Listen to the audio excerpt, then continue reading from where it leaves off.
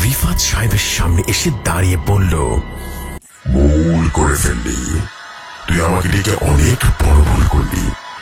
আমি মৃত ছিলাম, ভালোই ছিলাম, জাগিয়ে দিবি।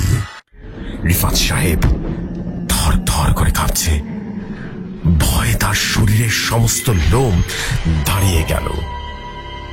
তিনি লক্ষ্য করলেন ধীরে ধীরে অবয়বটা আরো দানবীয় আকার ধারণ করল, আর খুব দ্রুত এসে রিফাত সাহেবের শরীরে প্রবেশ করে বলে উঠল, দুনিয়া।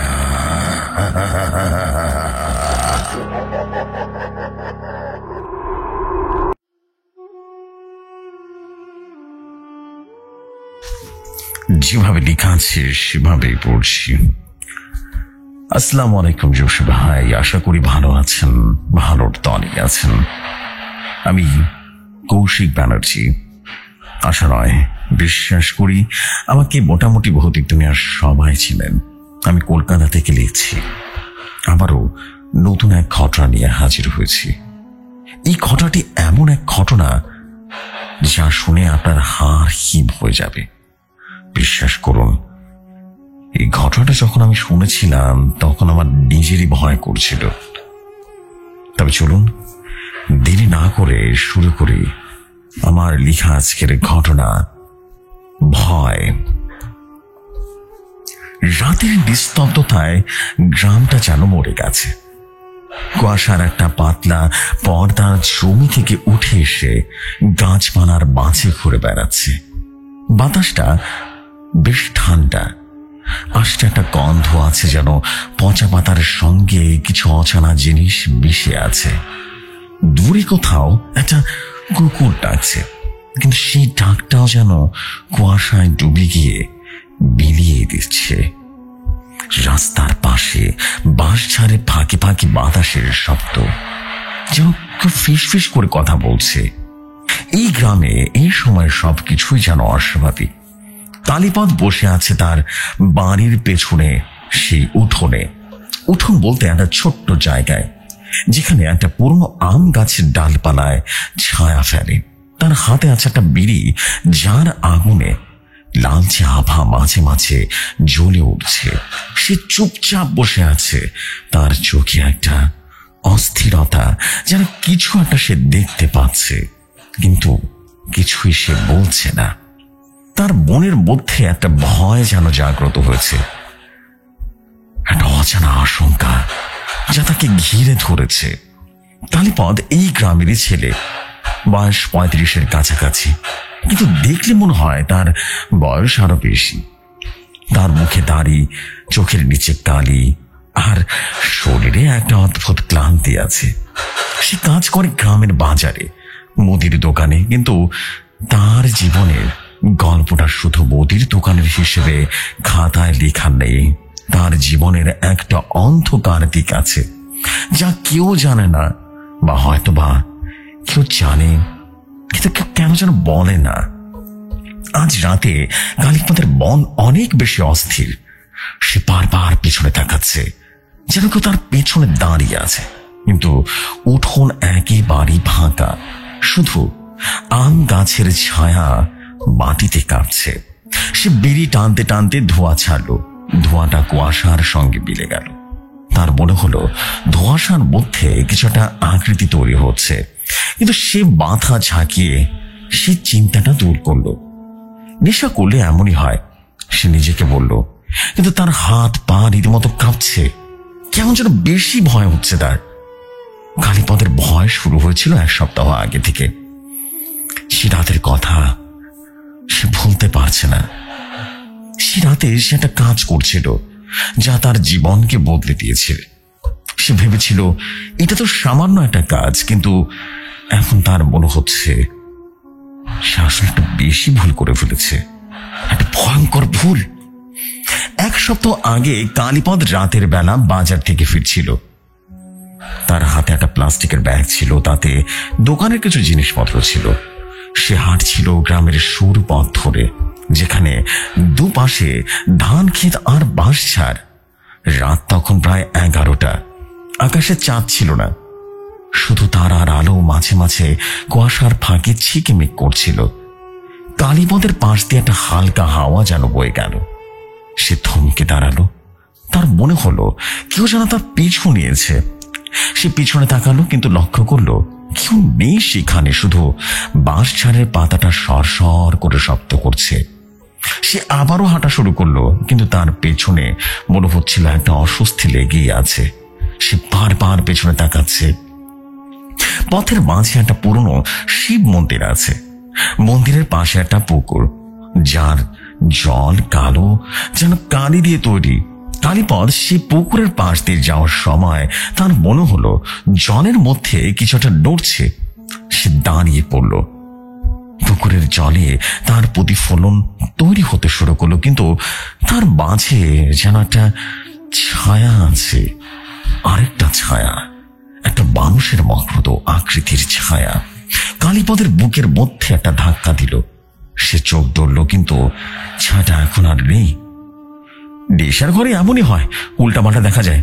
সে নিজেকে নিজে এমন ভাবে বলল, কিন্তু তার হাত পা কেমন যেন কাঁপছে। সে দ্রুত পা চালিয়ে বাড়ির দিকে রওনা দিল। বাড়ি পৌঁছে সে দরজাটা বন্ধ করল। তার বাড়ি ছোট, একটা ঘর আর একটা উঠোন রয়েছে। সে বিড়ি ধরিয়ে উঠোনে বসে পড়ল। তার মন শান্ত হচ্ছে না। সে বারবার সেই রাতের কথাই ভাবছে। সে রাতে যখন সিদ্ধেশ্বরের সঙ্গে তার দেখা হয়েছিল। সিদ্ধেশ্বর এই গ্রামের এক কুখ্যাত লোক ছিল। বাজারের পাশে ছোট্ট একটা চায়ের দোকান আছে তার, কিন্তু সবাই জানে সে শুধু চা বেচে না। তার দোকানে রাতের বেলা কিছু লোক জড়ো হয়ে যায়, যারা নেশার জিনিসপত্র কেনে। কালীপদ সেই দোকানেই যেত।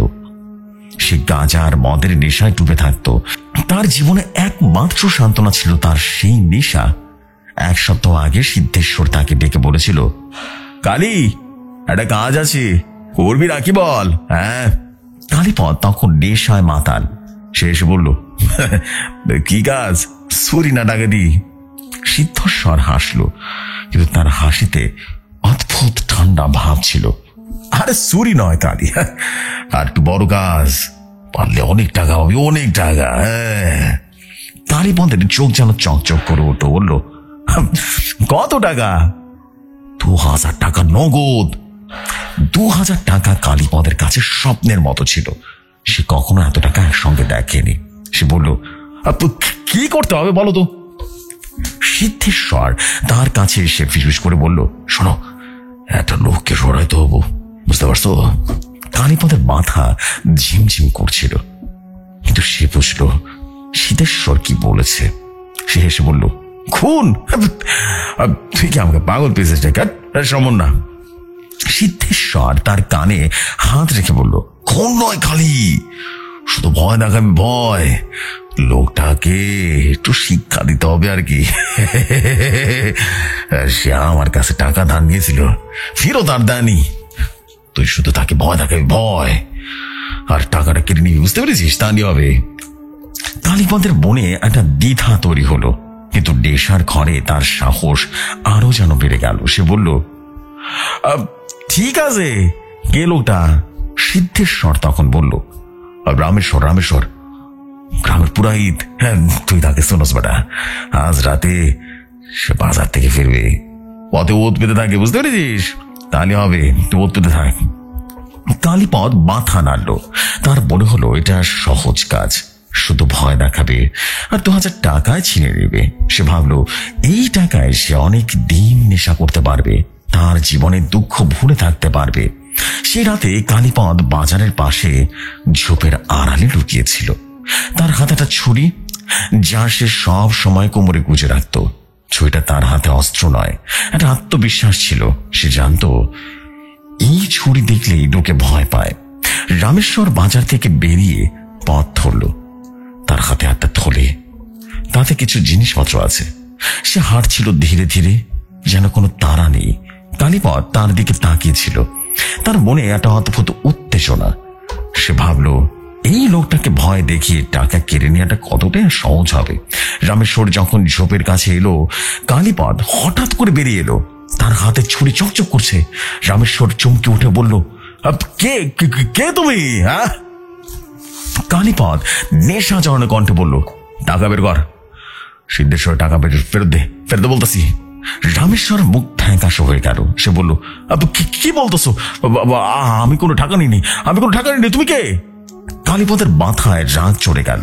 সে ভেবেছিল রামেশ্বর টাকা ভয় পেয়ে রীতিমতো দিয়ে দিবে, কিন্তু লোকটা তাকে চ্যালেঞ্জ করছে। সে ছুরিতে বলল, বেশি কথা বলবি না, টাকা দিয়ে নয় কিন্তু গলায় লাগিয়ে দিব একেবারে। রামেশ্বর পিছিয়ে গেল, তার চোখে ভয়, কিন্তু সে হঠাৎ চিৎকার করে উঠল, সাহায্য করো, কেউ সাহায্য করো। কালীপদ মাথা গরম হয়ে গেল। সে ভাবল, এই লোক চিৎকার করলে লোকজন জড়ো হয়ে যাবে, তার প্ল্যান ব্যর্থ হয়ে যাবে। দ্বিধা করলো না সে ছুরিটা তুলে রামেশ্বরের বুকে ঠুকিয়ে দিল। রামেশ্বর মুখ দিয়ে রীতিমতো গোয়ারের শব্দ বেরিয়ে আসলো। সে রীতিমতো মাটিতে পড়ে কাতরাতে লাগলো। কালীপদের হাত রীতিমতো কাঁপছিল। সে বুঝতে পারলো সেটা ভয়ঙ্কর কাজ করে ফেলেছে। আর সে দ্রুত রামেশ্বরের কোমর থেকে টাকার থলিটা নিয়ে দিল একটা দৌড়, পালিয়ে গেল। কালীপদ বাড়ি ফিরে এলো সে রাতে। তার হাতে রামেশ্বরের থলি, তাতে প্রায় ১,৫০০ টাকা আর কিছু জিনিসপত্র আছে। সে ভেবেছিল এই টাকায় তার জীবন বদলে যাবে, কিন্তু তার মনে একটা অস্থিরতা কাজ করছিল। সে রামেশ্বরের মুখটা ভুলতে পারছে না। সেই চোখ, সেই ভয়, যেখানে ভয় আর বেদনা মিশেছিল। সে বিড়ি ধরিয়ে উঠোনে বসলো। তার মনে হলো কেউ যেন তাকে দেখছে। সে পেছনে তাকালো, কিন্তু কেউ নেই, শুধু আম গাছে একটা ছায়া আছে, কিন্তু ছায়াটা যেন একটু বেশি গাঢ়, একটু লম্বা। সে মাথা ঝাঁকালো, নেশার করে কি উল্টোপাল্টা দেখছে। পরের দিন সকালে গ্রামে খবর ছড়িয়ে পড়ল, রামেশ্বরের মৃতদেহ পাওয়া গেছে। কেউ জানে না তাকে কে খুন করেছে, কিন্তু কালীপদের মনে এক প্রকার ভয় ঢুকে পড়ল। সে ভাবল সিদ্ধেশ্বর তাকে ফাঁসিয়ে দিতে পারে। সে দোকানে গিয়ে সিদ্ধেশ্বরের সঙ্গে দেখা করলো। সিদ্ধেশ্বর এসে বলল, কালী, তুই তো কাজটা বেশ দেখালি রে, টাকা দে, আমি তোর ভাগ দিয়ে দিতেছি। কালীপদ টাকা দিল। সিদ্ধেশ্বর তাকে ১,০০০ টাকা দিয়ে বলল, কাউকে বলবি না, এটা আমাদের মধ্যে থাকবে, বুঝতে পারছোস? কালীপদ মাথা নাড়ল, কিন্তু তার মনে কোনো শান্তি নেই। সে বাড়ি ফিরে এলো। সেই রাতে তার আর ঘুম হলো না। সে বারবার স্বপ্নে দেখল রামেশ্বর তার দিকে তাকিয়ে আছে। তার চোখে কোনো অভিযোগ নেই, শুধু একটা অদ্ভুত শান্তি। কয়েকটা দিন কেটে গেল। কালীপদের জীবন বদলে গেছে। সে আর আগের মতো নেশা করে না। তার মনের ভেতরে একটা ভয় আছে যা তাকে তাড়া করে ফেলে। সে রাতে বাড়ি ফেরার সময় বারবার পেছনে তাকাচ্ছিল। তার মনে হচ্ছিল কে যেন তার পিছু নিচ্ছে, কিন্তু কেউ থাকে না পিছনে তাকালে। এক রাতে সে শিব মন্দিরের পাশ দিয়ে ফিরছিল। পুকুরের জলে আবারও সেই ছায়া। এবার সে নিশ্চিত এটা কোনো ভুল নয়। ছায়াটা যেন তার দিকে তাকিয়ে আছে। সে দৌড়ে রীতিমতো পালিয়ে গেল। বাড়ি ফিরে রীতিমতো দরজা বন্ধ করলো। তার হাত পা কাঁপছে। সে বিড়ি ধরালো, কিন্তু ধোয়ার মধ্যে আবারও সেই ছায়া। এবার সে পরিষ্কার দেখলো ছায়াটার কোনো মুখ নেই, শুধু একটা কালো আকৃতি, যার চোখের জায়গায় দুটো গর্ত। কালীপদ চিৎকার করে উঠল। তার চিৎকার শুনে পাশের বাড়ির লোকজন জেগে গেল। তারা এসে তাকে শান্ত করলো, কিন্তু কালীপদ কিছুই বলতে পারলো না। শুধু সে বলল, আমি তারে দেখছি, সে আমার পিছু নিছে। লোকেরা ভাবলো কালীপদ হয়তো বা পাগল হয়ে গেছে। তারা তাকে শান্ত করে বাড়িতে পাঠিয়ে দিল, কিন্তু কালীপদের মনে শান্তি নেই। সে জানে সে এখন যা দেখেছে তা কোনো ভুল নয়। কালীপদ এখন আর বাইরে বের হয় না। সে দিনের বেলা দোকানে কাজ করে, কিন্তু রাত হলেই সে বাড়িতে ঢুকে দরজাটা বন্ধ করে দেয়। তার মনে হয় সে ছায়া তার জন্য অপেক্ষা করছে। সে বারবার পুকুরের কথা ভাবে, শিব মন্দিরের কথা ভাবে। তার মনে হয় সে যেন কোনো এক অভিশাপের ভেতরে জড়িয়ে পড়েছে। এক রাতে সে স্বপ্ন দেখলো। স্বপ্নে সে দেখলো রামেশ্বর তার সামনে দাঁড়িয়ে আছে। তার বুকে ছুরির ক্ষত, কিন্তু সে খিলখিল করে হাসছে। সে বলল, কালী, তুই আমাকে বাসোস, কিন্তু আমি তোরে ছাড়বো না রে, ছাড়বো না। কালীপদ ঘুম থেকে জেগে উঠল। তার শরীর ঘামে ভিজে গেছে। সেই দরজা খুলে উঠোনের দিকে রীতিমতো বেরিয়ে এলো। তার মনে হলো কি যেন তার নাম ধরে ডাকছে। সে চারপাশে তাকালো, কিন্তু কেউ নেই, শুধু আম গাছের সে ছায়া, আর সেই ছায়ার মধ্যে একটা কালো আকৃতি। কালীপদের মনে হলো তার বুকের ভেতর একটা চাপ তৈরি হচ্ছে। সে শ্বাস নিতে পারছে না। সে চিৎকার করতে চাইল, কিন্তু তার গলা দিয়ে কোনো শব্দ বের হলো না। সে মাটিতে বসে পড়ল। তার চোখের সামনে সেই ছায়াটা এগিয়ে আসছে। তার বুকের ভেতরে রীতিমতো পাথর চেপে ধরেছে, শ্বাস নিতে পারছে না। এবং ছায়াটা ধীরে ধীরে এগিয়ে এসে রীতিমতো মাটিতে ছয় না, তবু মাটিতে একটা অদ্ভুত শব্দ হচ্ছে, যেন শুকনো পাতার উপরে কেউ একজন হেঁটে যাচ্ছে। কালীপদ চিৎকার করতে চাইল, কিন্তু তার গলা দিয়ে শুধু একটা ফোঁস শব্দ বেরোলো। আম গাছের মধ্যে সে আকৃতিটা আরো বেশি স্পষ্ট হয়ে উঠল। এবার কালীপদ দেখল ছায়ার হাতে কিছু একটা ধরা আছে, একটা ছুরি, ঠিক তার মতো ছুরি যা দেশে রামেশ্বরকে খুন করেছিল। ছুরির ফলায় রক্তের দাগ আছে, যেন এখনো শুকোয়নি। কালীপদের শরীর ঠান্ডা হয়ে গেল। সে পিছিয়ে যাওয়ার চেষ্টা করলো, কিন্তু তার পা যেন মাটিতে আটকে গেছে। ছায়াটা এখন তার একেবারেই কাছাকাছি চলে এসেছে। কালীপদের মনে হলো তার শ্বাসের মধ্যে একটা পচা গন্ধ, যেন কবরের মাটি, পচা পাতা আর রক্তের গন্ধ মিশে আছে। সে চোখ বন্ধ করে ফেলল। তার মনে হলো এই বুঝে ছায়াটা তার গলায় ছুরিটা ঢুকিয়ে দেবে, কিন্তু ঘটনাটা ঘটল না। সে চোখ খুলল, লক্ষ্য করল ছায়াটা নেই, শুধু আম গাছের ডালটা বাতাসে কাঁপছে। কালীপদ হাঁপাতে হাঁপাতে উঠে দাঁড়ালো। তার শরীর ঘামে ভিজে গেছে। সে ঘরে ঢুকে দরজাটা বন্ধ করে দিল, কিন্তু তার হাত পা তখনও থর থর করে কাঁপছে। সে জানে এটা কোনো ভুল নয়। সে যা দেখেছে তা সত্যি দেখেছে, কিন্তু সে ছায়া রামেশ্বরের আত্মা নাকি তার নিজের ভয়, এসব কিছু নয়। সে যেন ভয় পেয়ে যাচ্ছে বারবার। পরের দিন সকালে কালীপদ আর দোকানে গেল না। তার মাথায় একটা অস্থিরতা ছিল। সে বাড়িতে বসে রইল, তার মনে শান্তি নেই। বারবার মনে হচ্ছে কেউ যেন তাকে দেখছে। জানালার ফাঁক দিয়ে, দরজার কাছ থেকে, এমনকি ঘরের ভেতর থেকে। সেই জানালা বন্ধ করে দিল, দরজায় তালা লাগালো, কিন্তু তার ভয় আর কমল না। দুপুরের দিকে সে বাড়ি থেকে বের হলো। তার মনে হলো সে যদি শিব মন্দিরে যায় হয়তোবা কিছু শান্তি পেতেও পারে। তবে সে পথ ধরে হাঁটতে লাগলো। পথে গ্রামের লোকজন তাকে দেখে ফিস ফিস করতে লাগলো, কালীপদ পাগল হয়ে গেছে। কে একজন বলল। কালীপদ তাড়াতাড়ি দিকে তাকালো না, সে শুধু হাঁটতে লাগলো। শিব মন্দিরের কাছে এসে সে আবারও থমকে গেল। পুকুরের জল যেন আরো কালো হয়ে গেছে, যেন কালের মধ্যে কিছু একটা লুকিয়ে আছে। সে পুকুরের দিকে তাকালো। জল আবারও সেই ছায়াটা উদীয়মান হয়েছে। এবার সে পরিষ্কার দেখলো ছায়াটার মুখে রামেশ্বরের চেহারা, কিন্তু চোখ দুটো যেন ফাঁকা, যেন কেউ খুঁচিয়ে নিয়েছে। কালীপদের পা রীতিমতো পিছলে গেল। সে পুকুরের ঘাটে বসে পড়ল। তার হাতে ধরা বিড়ি মাটিতে পড়ে গেল। সে চিৎকার করতে চাইল, কিন্তু তার গলা রীতিমতো শুকিয়ে গেল। পুকুরের জল যেন তাকে ডাকছে। সে শুনতে পেল একটা ফিসফিস শব্দ, কালী, তুই আমাকে মেরেছিস, তুই বানাতে পারবি না। কালীপদ আবারও দৌড়ে পালিয়ে গেল। তার হৃৎপিণ্ড যেন বুকে রীতিমতো থর থর করে কাঁপছে। সে বাড়ি ফিরে এলো, ঘরের দরজাটা বন্ধ করলো। তার মনে হলো সে যেন এক অভিশাপের বেড়া জালে আটকে গেছে। সে আবারও বিড়ি ধরালো, কিন্তু ধোয়ার মধ্যে এবার সে ছায়াটা দেখা গেল। সিগারেটের ধোঁয়ায় সে ছায়াটাকে দেখলো। সে ধোঁয়া থেকে যেন একটা ছায়া হয়ে হাসছে, অদ্ভুত শীতল সেই হাসি। কালীপদ আর সিদ্ধেশ্বরের সঙ্গে দেখা করতে চায় না, কিন্তু তার মনে একটা প্রশ্ন, সিদ্ধেশ্বর কি তাকে ফাঁসিয়েছে? সে কি জানতো কালীপদ রামেশ্বরকে খুন করবে? সে বাজারে গেল। সিদ্ধেশ্বরের দোকানে কয়েকজন লোক বসে চা খাচ্ছে। কালীপদ তাকে একা পেল না। সে অপেক্ষা করতে লাগলো। রাত হলো। দোকান বন্ধ হওয়ার পর সিদ্ধেশ্বর একাই রইল। কালীপদ তার কাছে গেল। সিদ্ধেশ্বর, তুই আমাকে ফাঁসিয়েছিস, তাই না? তুই জানতিস রামেশ্বর আমাকে ভয় পাবে না, তুই জানতিস আমি তাকে মারবো। সিদ্ধেশ্বর হাসলো, তার হাসিতে একটা শয়তানি ভাব। কালী, তুই বড্ড বোকা রে। আমি তোরে বলছিলাম ভয় দেখাইতে, আমি কি তোরে বলছিলাম মারতে?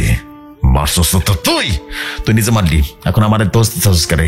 হ্যাঁ, আমারে দোষ দিচ্ছস করে? কালীপদের মাথায় রাগ যেন চোখে পড়লো। সে তার কোমর থেকে ছুরিটা বার করলো আর বলল, যদি পুলিশের কাছে মুখ খুলিস না তাহলে তোর উশুস করে দেবো, মাথা রাখিস। সিদ্ধেশ্বর পিছিয়ে গেল, তার চোখে ভয়, আর বলল, বাবা আরে শান্ত হ, আমি কাউরে কিছু বলবো না, তুই শুধু চুপ করে থাকিস তাহলে হবে।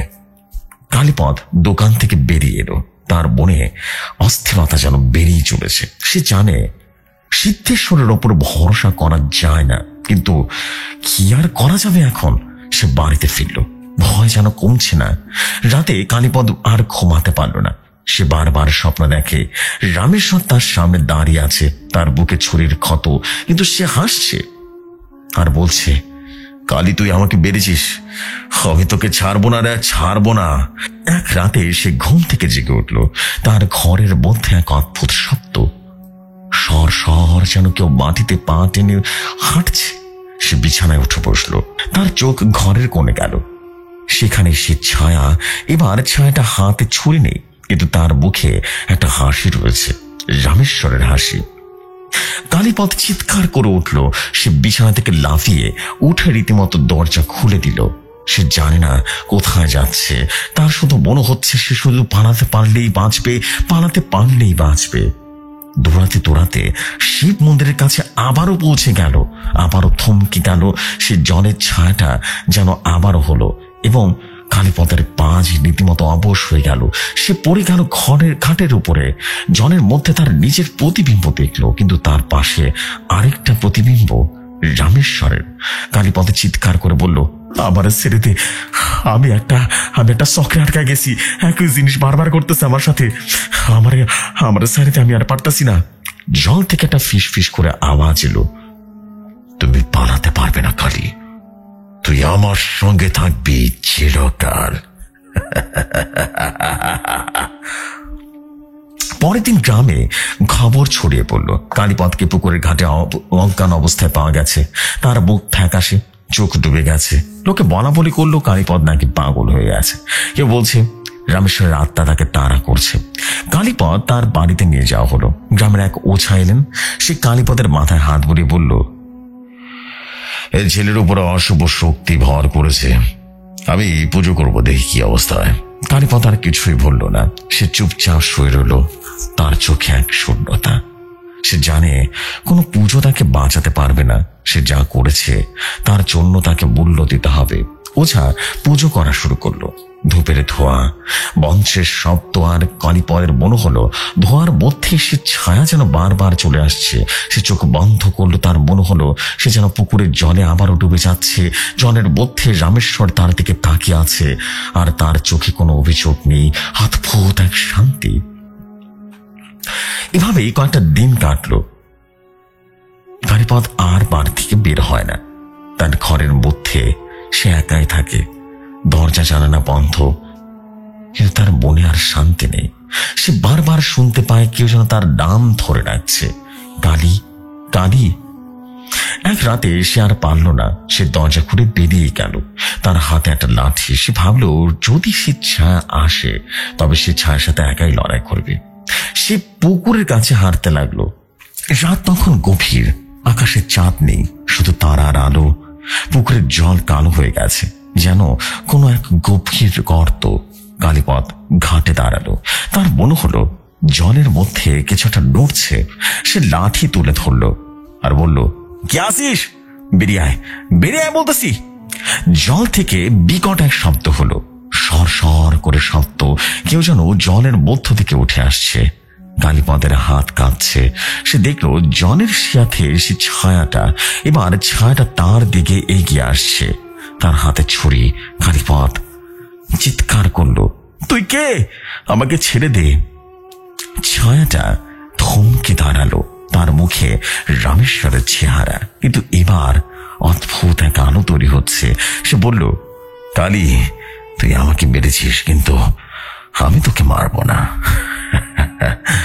তুই নিজেই নিজেকে শেষ করবি রে। কালীপথের লাঠি হাত থেকে রীতিমতো পড়ে গেল, সে পিছিয়ে যেতে লাগলো, তার পা পিছলে গেল, সে পুকুর পাড়ে রীতিমতো জ্বলে পড়ে গেল। জল ঠান্ডা যেন বরফ, সে হাত পা ছুঁড়ে উঠতে লাগলো, কিন্তু জল তাকে টেনে নিয়ে যাচ্ছে নিচের দিকে। তার চোখের সামনে রামেশ্বরের মুখ, সে হাসছে। কালীপদ জলের ভেতরে ডুবে যাচ্ছে, তার শ্বাস বন্ধ হয়ে আসছে, সে চিৎকার করতে চায় কিন্তু জলের মুখে ঢুকে যাচ্ছে। তার চোখের সামনে সবকিছুই যেন ঝাপসা হয়ে যাচ্ছে। হঠাৎ সে দেখলো জলের মধ্যে আরেকটা মুখ, তার নিজের মুখ, কিন্তু তার চোখ ফাঁকা, যেন সে নিজেই নিজের ছায়া হয়ে গেছে। কালীপদের মনে হলো সে যেন আরেকটা জগতের ভেতরে আটকে গেছে, যেখানে কোনো শব্দ নেই, কোনো আলো নেই, শুধু অন্ধকার। আর সে অন্ধকারের মধ্যে দেখলো রামেশ্বর তার দিকে তাকিয়ে আছে, তার বুকে কোনো ক্ষত নেই, সে হাসছে আর বলছে, কালী, তুই ভেবেছিলিস তুই আমাকে মেরেছিস, আসলে তো তুই মরেছিস সেই রাতে।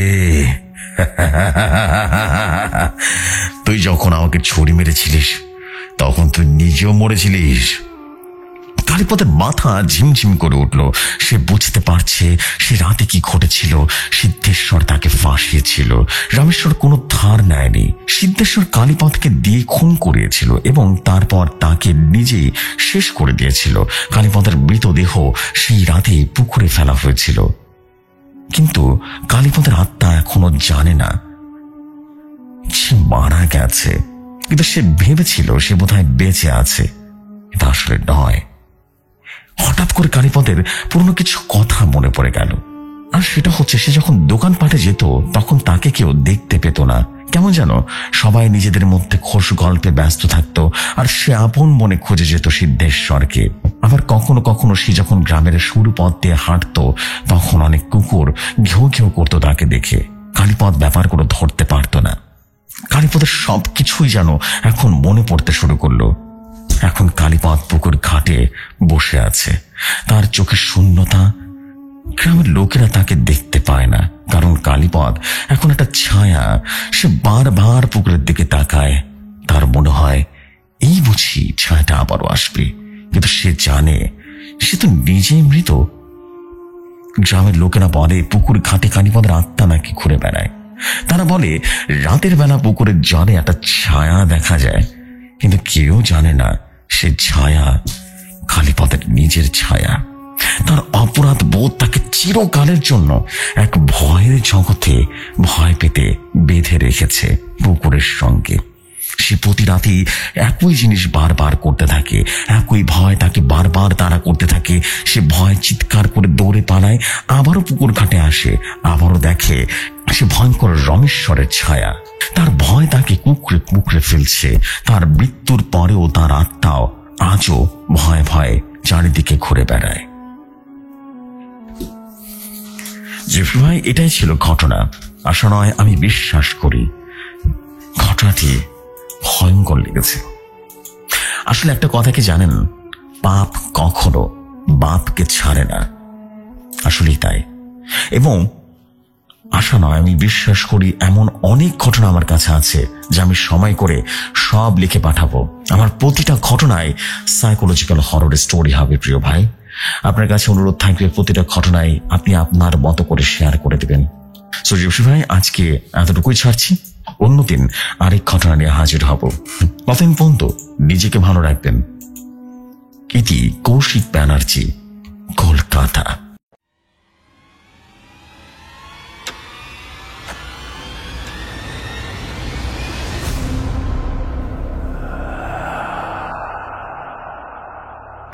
Oh my God. What a story. Just one word. হার হিম করা একটা স্টোরি ছিল। বাবারে বাবা, একটা লুক লুপের ভিতর আটকে গেছে, মানে মানুষ মৃত্যুর পরেও যেন তার কৃতকর্মের জন্য সে ফল ভোগ করছে। মানে ব্যাপারটা এত ক্রিপি একটা ব্যাপার ছিল।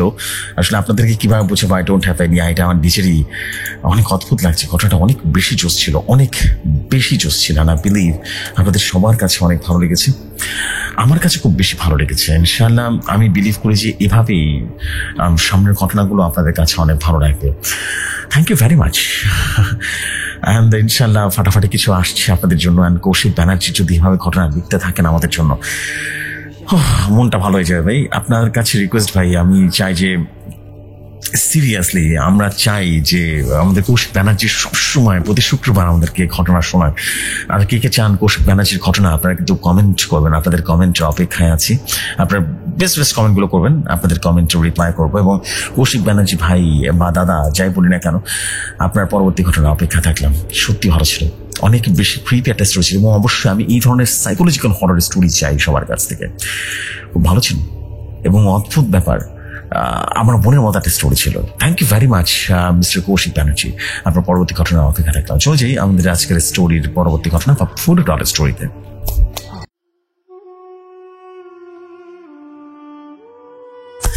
যেভাবে লেখা আছে ঠিক সেভাবেই পড়ছি। আসসালামু আলাইকুম জোশ ভাই, আশা করি ভালো আছেন, ভালোর তলেই আছেন।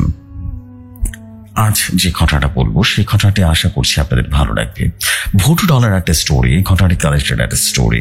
যদি ভালো লাগে আপনি আপনার মতো করে শেয়ার করে দিবেন। অদ্ভুত ধরনের প্রাচীন জিনিস সংগ্রহের একটা নেশা আছে অমরের। তাই যখন ওর কাকার আফ্রিকা যাবার কথা শুনলো, অমর আনন্দে নেচে উঠল। কাকা বনতোষ বাবু একটা বিলিতি কোম্পানিতে কাজ করেন, প্রায় তাকে বিদেশে যেতে হয়। আর যখনই ফেরেন অমর যেন কিছু না কিছু অদ্ভুত জিনিস নিয়ে ফেরেন। সুতরাং এবারও কিছু নিয়ে আসবে অমরের নিঃসন্দেহে ছিল। এবারও হলো। মন্তোষ বাবু অমরের সামনে লম্বা একটা বাক্স রেখে বললেন, খোল এটা। অমর তাড়াতাড়ি প্যাকেটটা খুলে ফেললো। বাক্সটা ঢাকা খুলতেই রীতিমতো চমকে উঠল। একটা পুতুল, আফ্রিকান সাজ, দেখতেও কেমন যেন বিভৎস। অমর ভালো করে লক্ষ্য করলো বিভৎস হচ্ছে পুতুলের চোখ দুটো, কি নিঃশংস সেই দৃষ্টি। অমর একটু দমে গেল। কাকা তার জন্য আফ্রিকান পুতুল এনেছেন, কিন্তু এটা তার প্রাচীন সংগ্রহের মধ্যে পড়ে না। অমরের মুখ দেখে বোঝা যাচ্ছে ব্যাপারটা মনতোষ বাবু বুঝতে পেরেছেন এবং বললেন, মনে করেছো এটা তোমাকে শুধু সাজে রাখবার জন্য দিয়েছি তাই না? অমর কিছুটা মন মনা হয়ে বলল, আমি ভেবেছিলাম তুমি দারুণ কিছু আনবে। মনতোষ বাবু একটু হেসে দিয়ে বললেন, অমর তোমার কিউরিতে যত দুর্বল সংগ্রহ আছে তার মধ্যে জানবে এটা কম মূল্যবান নয়, বরং বলতে পারো এটা সাংঘাতিক এক বস্তু, যার সংগ্রহ এখন তেমন নেই, পরেও কোনোদিন থাকবে কিনা তার সন্দেহ আছে। রীতিমতো ভাবনায় পড়ে গেল অমর। কি এমন জিনিস কাকা এনেছেন? তার মধ্যে কি এমন থাকতে পারে যা কাকাকে রীতিমতো উত্তেজিত করছে? অমর নড়ে চড়ে বসলো, বলল, আমাকে বলো না কাকা, কি ব্যাপার? আমি তো দেখেছি এটা পুতুল মাত্র, আর কি। মনতোষ বাবু একটা সিগারেট ধরিয়ে অমরকে বললেন, শোনো অমর, আমি তোমাকে সমস্ত ঘটনা করে বলবো, যাতে করে তুমি সবকিছু জানা থাকলে তুমি পুতুলটাকে সাবধানে রাখতে পারবে। বুঝতে পেরেছ? এটা দেখতে সাধারণ হলেও সাংঘাতিক। আফ্রিকানরা একে বলে ভুডু ডল এবং এর আহুতি বহু প্রচলিত এক পদ্ধতি আছে যা ওরা শত্রুদের বধ করার জন্য প্রয়োগ করে। অমর অট্ট হাসি হাসল আর বলল, কাকা, পুতুল দিয়ে সত্যি সত্যি কোনো শত্রুকে বধ করা যায় নাকি? যায়, গম্ভীর হয়ে বললেন মনতোষ বাবু। তবে শোন, এই পুতুলটা ও দেশের ওঝার মাধ্যমে মন্ত্রবোধ করে এনেছে। তারপর কোন শত্রু ব্যবহারের জন্য জিনিস বা তার লোক অথবা চুল কেটে লাগিয়ে দেওয়া হয় এর গায়ে। তারপরে পুতুল হয়ে ওঠে জীবন্ত এক মরণদূত। যদি শত্রুকে বধ করার প্রয়োজন হয় তাহলে যেভাবে বন্ধ করা যাবে পুতুলটাকে, শত্রু কিন্তু ঠিক সেভাবেই মরবে। মানে? অমর অবাক হয়ে জিজ্ঞেস করলো, মানে তুমি যদি ওর গলায় ছুরি চালিয়ে দাও তাহলে 1000 মাইল দূরে থাকলেও সেই শত্রুর গলা কেটে যাবে, আর তুমি যদি ওর পেট থামিয়ে দিল। অমর, চুপ করো কাকা, কি বিভৎস! এ কি সত্যি হয় নাকি গল্প কথা? এমনও হতে পারে? পারে, পারে বলেই তোমার দুর্লভ সংগ্রহে রাখার জন্য ওকে নিয়ে এসেছি। তবে সাবধান অমর, কোনোদিন ভুলেও একে সত্যি মিথ্যা যাচাই করার চেষ্টা করবে না। ভুল মন্ত্র, ভুল পদ্ধতি কিন্তু উল্টো ফলাফল দিতে পারে। যে শত্রু বধ করার জন্য একে ব্যবহার করছে তারই মৃত্যু ডেকে আনবে। না না কাকা, এসব কেউ করে নাকি? কি সাংঘাতিক জিনিসপত্র। মনে রাখো, ভুলেও যেন না হয়। মনতোষ বাবু বারবার সাবধান করে দেন অমরকে। পরদিন ছিল রবিবার। অমরকে পাড়ার ক্লাবের আজ জোর মিটিং আছে। সামনে বিশ্বকর্মা পুজো। প্রত্যেকবার এই দিনে ওরা নাটক করে নানা রকম গান বাজনা করে। এবারও এমন পর্যন্ত নাটক ঠিক হলো না। যে নাটক ঠিক হয় বিভিন্ন মতামতের ভেস্তে যায়। মিটিং এ সবাই খুব উত্তেজিত। মানিকের আনা একটা নাটকের বই এই মাত্র রজত বরবাদ করে দিল। ইন্দ্রনীল ওদের মধ্যে একটু বয়স্ক। প্রতিবারের মতো নাটক এবং পরিচালনা করে ওরা। একবার টিভিতে নাটকও করেছিল। এসব গন্ডগোল দেখে বলে উঠল, ইন্দ্রনীল, ভালো থিম না হলে নাটকটা করব না। যোগু তখন বলল, বাংলাদেশ থেকে কি সব লেখকটা হাওয়াই গেল নাকি? হ্যাঁ, একটা ভালো গল্প নেই, নতুন কিছু দিতে পারে না, কেবল পলিটিক্স নয়, সংসারের প্যান প্যানা নেই। দূর দূর। এতক্ষণ সবকিছু বসে বসে শুনছিল অমর। এবার একটু নড়ে চড়ে বসলো। বলবো বলবো করে ইতস্তত করে বলেই ফেললো, আমি তোমাদের মাঝে একটা নতুন ধরনের গল্প আনবো। না না, সত্য কাহিনী বলতে পারো। ইন্দ্রনীল যদি লিখতে পারে তবে হইচে পড়ে যাবে। ইন্দ্রনীল নড়াচড়া করে বসে পড়ল আর বলল, শোনা তো আগে। যোগ বলল, ভালো টিম হলে লেখকের অভাব। হ্যাঁ। অমর বলতে শুরু করলো, ঠিকই যেমনটা শুনেছিল কাকার কাছ থেকে তেমন করে বলল। তার কথা শেষ হবার পর 5 মিনিট কেউ কোনো কথা বলল না। স্তব্ধ হয়ে বসে রইল পুরো ক্লাবটা। নীরবতা ভাঙল ইন্দ্রনীল। টেবিল চাপড়ে বলল, এটা এবারের নাটক হবে, ফাইনাল। তোমরা রাজি আছো? এক বাক্যে সবাই চেঁচিয়ে উঠে বলল, রাজি আছি।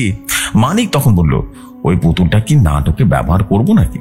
হ্যাঁ, কখনো না। ধীর স্বরে প্রতিবাদ করলো অমর। তাহলে এই নাটক বন্ধ। যাও। রঘু মধ্যস্থ হয়ে বলল, দরকার কি? এরকম দেখতে একটা পুতুল বাজার থেকে কিনে নিয়ে আসবো, তাহলে তো হয়ে গেল। অমর বলল, এরকম নয়, ওই ধরনের। এরকম পুতুল এখানে পাওয়া খুবই শক্ত ব্যাপার। ইন্দ্রনীল সবাইকে চুপ করে দিয়ে বলল, পুতুলের ব্যাপারটা ভাবা যাবে, আগে গল্পটা লেখা হোক। ঠিক হলো, দিন 7 মধ্যে গল্প নিয়ে বসা হবে। ঠিক 7 দিন পরে ছোটখাটো ম্যানক্রিট নিয়ে হাজির হলো ইন্দ্রনীল। তার পরিচিত নাট্যকার অনিরুদ্ধ পালককে বলতেই তিনি দারুণ উৎসাহী হয়ে নাটকটা লিখে ফেলছেন। ইন্দ্রনীল বলল, তোমার সময় বসো, আমি তোমাদের একটা গল্প পড়ে শোনাচ্ছি। কোনো জায়গায় যদি কারো আপত্তি থাকবে অবশ্যই বলবে, আমি বদলে দিব, কেমন? শুরু হলো গল্প পড়া। এক আফ্রিকান ওঝা, তার কাজ হলো ভুল ডর নিয়ে শত্রু বধ করা। এজন্য সে মোটামুটি টাকা রোজগার করলো।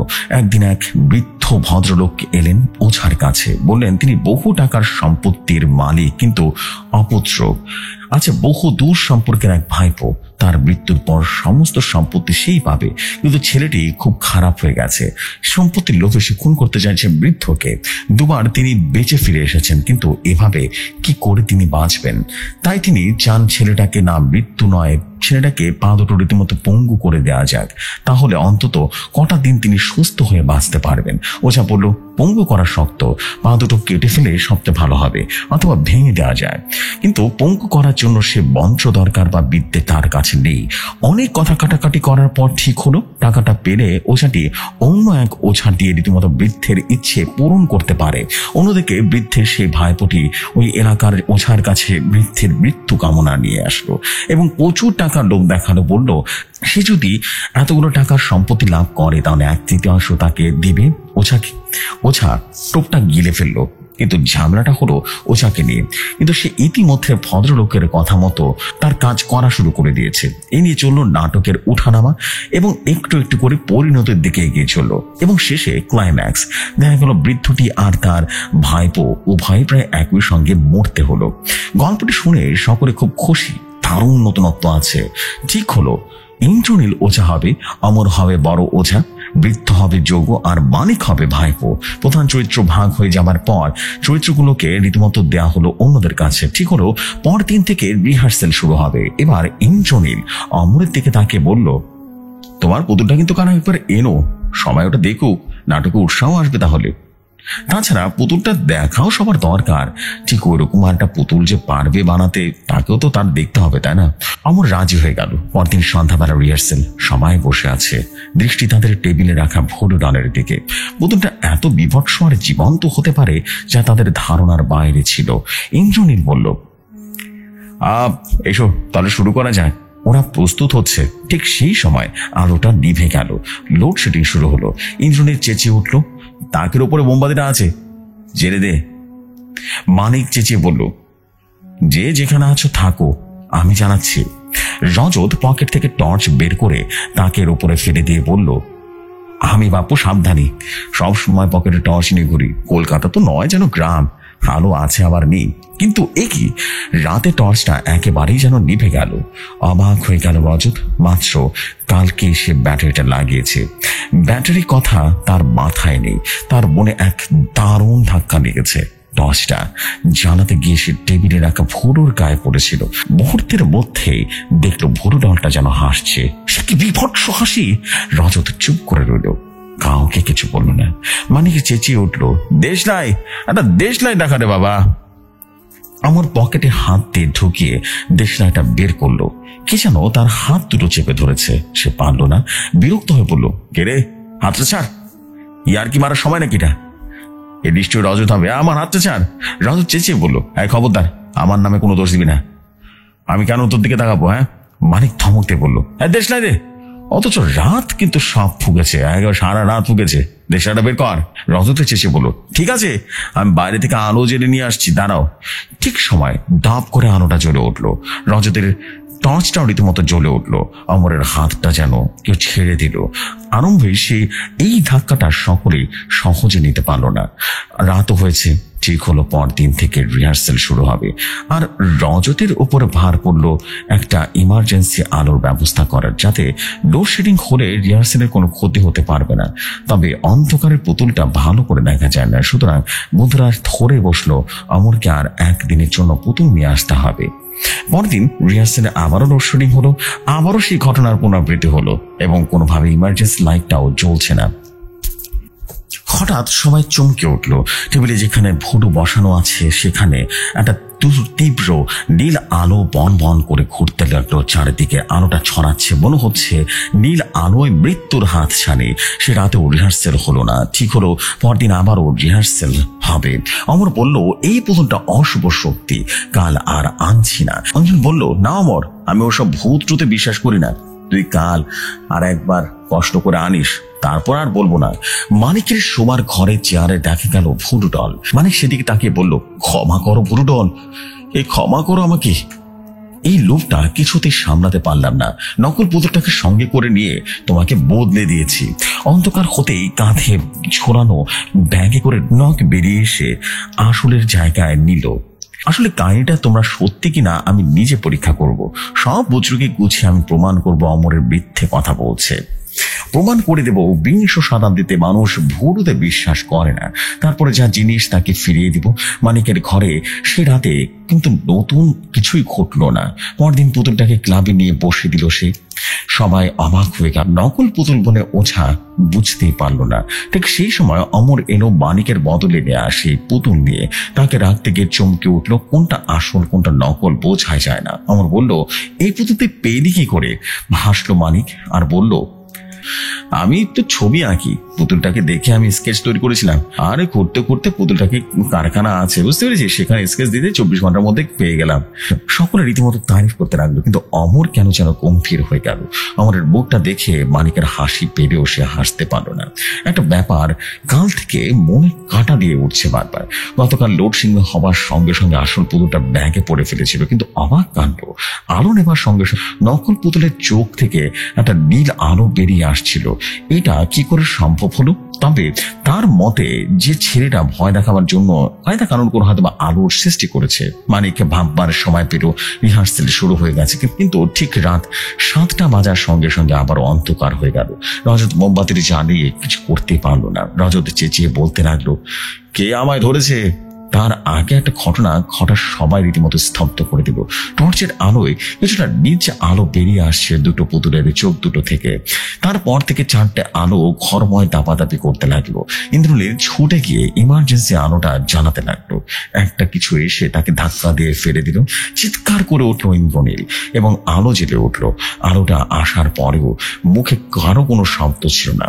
সকালবেলা চোখ বড় বড় করে তাকিয়ে মূর্তিটার দিকে তাকিয়ে আছে। মানে উত্তেজিত হয়ে হয়ে ওঠে এবং বলে সবাই ভয় পাচ্ছে বলে নানা রকম ঘটনা ঘটছে। আমি বলছি এসব মিথ্যে, আমি বললাম তো এসব মিথ্যে, সব কিংবদন্তি, সব গাঁজাখুরি। সবাই চুপ করে থাকে। উত্তেজিত মানিক আবারও উত্তেজিত হয়ে ওঠে, বলে বিশ্বাস হচ্ছে না? ঠিক আছে দেখ, এখনই প্রমাণ করে দেবো আমি ঠিকই বলছি। এই বলে মানিক নিজের মাথা দুটো চুল ছিঁড়ে পুতুল দুটোর হাতে ধরিয়ে দিল এবং বেঁধে দিল। তারপরে ইন্দ্রনীলের দিকে তাকিয়ে বলল, তুমি এটা নিয়ে যাও, এবার কিছু একটা করো ওর উপরে, তারপর বোঝা যাবে কাহিনীটা কতটা সত্য। অমর এক ঝটকায় পুতুলটা সরিয়ে দিয়ে উত্তেজিত হয়ে উঠে বলল, খুলে দাও বলছি, খুলে দাও, আমি এসব সহ্য করবো না। আমি আমার কাকার কথা বিশ্বাস করি, কাকা কোনোদিন আমাকে মিথ্যে বলেনি। মানিক তুমি খুলে নাও বলছি, খুলে নাও, নয়তো আমি খুলে দেবো। ইন্দ্রনীল ধমক দিয়ে বলল, হ্যাঁ মানিক, এসব কি হচ্ছে? এসব ব্ল্যাক ম্যাজিক বুঝলি? মানিক এবার রীতিমতো খেপে উঠলো আর বলল, ও তাহলে দেখছি তুমিও বিশ্বাস করে বুঝছো কি? ঠিক আছে, কা পুরুষের দল, চেয়েছে দেখ আমি কি করি, ব্ল্যাক ম্যাজিক কিভাবে হোয়াইট ম্যাজিক হয়ে যায় দেখ।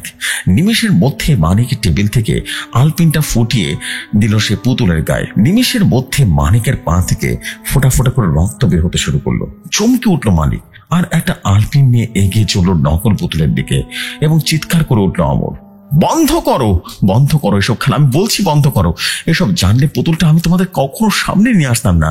মানিকের আলপিন ধরা হাতটা ততক্ষণে নকল পুতুলের কপালে হাতে রীতিমতো গেছে। হঠাৎ গিয়েও পারল না মানিক। ততক্ষণে রজত দৌড়ে এসে ওকে ঝাপটে ধরেছে। দুজনের মধ্যে ধস্তাধস্তি শুরু হয়ে যায়। রজত চিৎকার করে ওঠে, মানিক কি করছিস তুই? কথা বলতে গিয়ে অন্য মনস্ক হয়ে পড়ল রজত। সঙ্গে সঙ্গে মানিক ঝাঁপিয়ে পড়ে পুতুলটার উপরে। আলপিনটা ফুটে যায় পুতুলের বাম হাতে। মানিক তার বাম হাতে ফোটানোর ব্যথা অনুভব করছে। আশ্চর্য, নকল আর আসল হঠাৎ কোথাও হয়ে গেল কি করে? আর মানিক তখন তাকালো সেই নকল পুতুলটার দিকে। একই পরিষ্কার দেখছে সে পুতুলটার চোখের পাতা নড়ছে। নজর পড়ল পুতুলটার পায়ের দিকে। আবার ভীষণ ভাবে চমকে উঠল মানিক। পুতুলটার পায়ে রক্তের ফোঁটা জমে গেছে। এইটা কিভাবে সম্ভব? অমর ছুটে গিয়ে রীতিমতো দুটো পুতুল তুলে নিল আর বলল, ঢের হয়েছে, আর না, এই দুটো আমি নিয়ে যাচ্ছি। মানিককে বিশ্বাস নেই, মানিককে বিশ্বাস নেই। পরে কাকার সঙ্গে কথা বলে দুটোই বিদায় করব।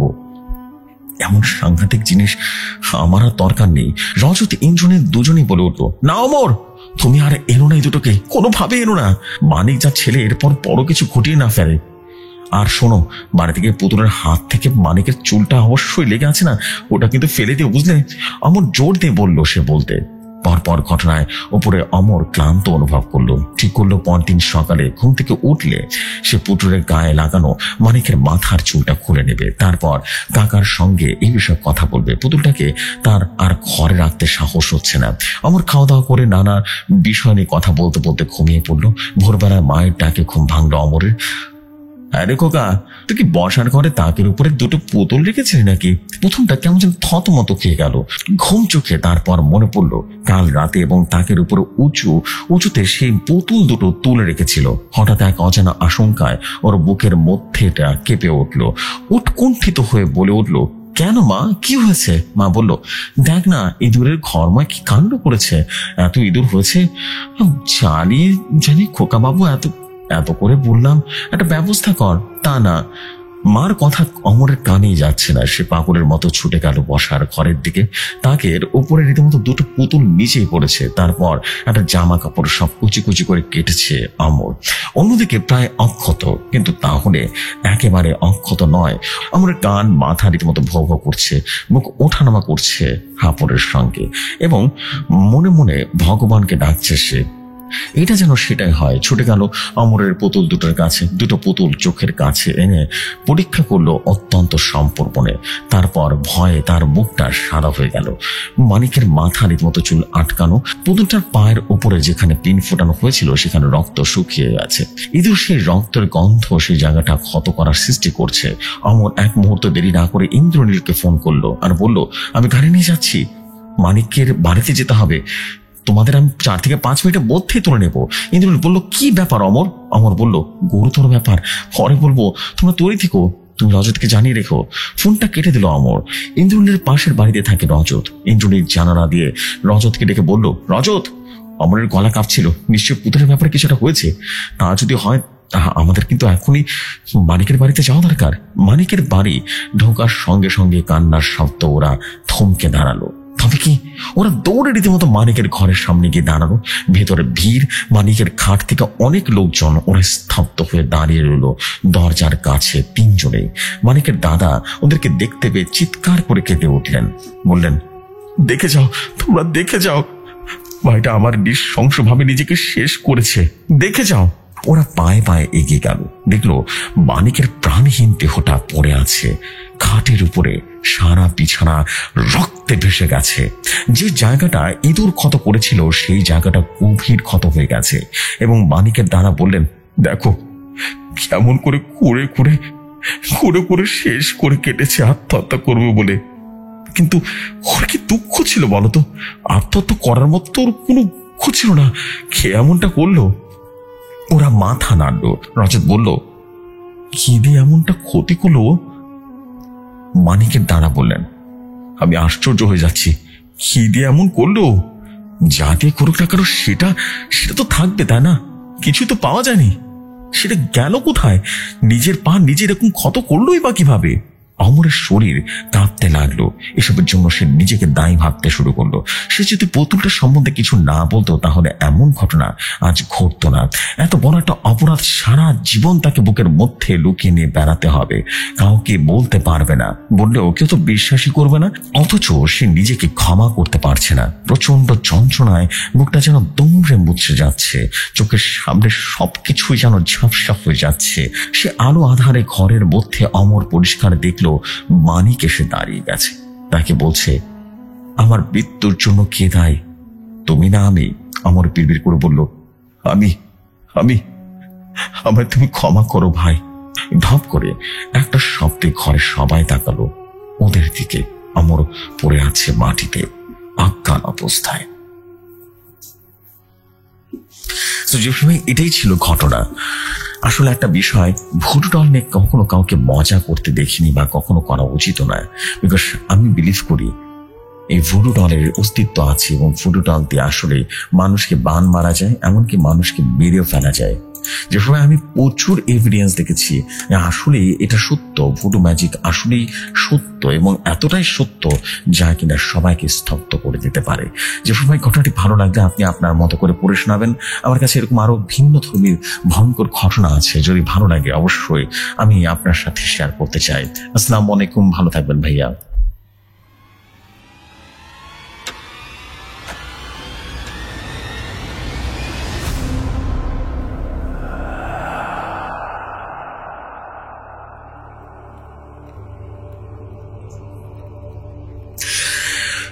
Wow, this is a beautiful story. This is absolute beautiful story. Thank you very much, and I believe সবার কাছে এক অন্যরকম ভালো লাগা তৈরি হয়েছে স্টোরিটাতে। স্টোরিটা যদিও অনেক পুরনো এবং মোস্ট প্রবাবলি এর আগেও একবার শেয়ার হয়েছিল, যতদূর মনে পড়ে অনেক আগে একবার হয়তো শেয়ার করতে হতে পারে, মনে হচ্ছিল যেন আমি শুনেছি এর আগে। বাট স্টোরিটা গাহিন করা একটা স্টোরি ছিল। Thank you very much brother for you beautiful, super beautiful story. ইনশাল্লাহ দারুণ কিছু হয়ে যাবে, অ্যান্ড ইনশাল্লাহ ফাটাফাটি কিছু আসছে। তার মানে আমাদের ভৌতিক দুনিয়া এবং ভৌতিক দুনিয়ার ঘটনাগুলোই কিন্তু সবসময় ফাটাফাটি ছিল। থ্যাংক ইউ ভেরি মাচ ভাইয়া, আপনাকে অসংখ্য ধন্যবাদ এই অসম্ভব সুন্দর ঘটনাটি আমার কাছে পাঠিয়ে দেওয়ার জন্য। So this is the fact. আমি এখন যেটা করতে চাই সেটা হচ্ছে, আমি আর দেরি করবো না, আমি এখন সরাসরি আজকের মধ্যে এখানে বিদায় নিবো। ইনশাল্লাহ আপনাদের সাথে কথা হবে আমার ডেফিনেটলি ফাটাফাটি একটা এপিসোডে দেখা হবে। ততক্ষণ সব ভালো থাকুন, সুস্থ থাকুন। আগামীকালে ফিরে আসবো নতুন ঘটনা নিয়ে। ততক্ষণ সব ভালো থাকুন, সুস্থ থাকুন, অ্যান্ড মোস্ট ইম্পর্টেন্টলি কথার সাথেই থাকুন। আসসালামু আলাইকুম, শুভরাত্রি সবাইকে।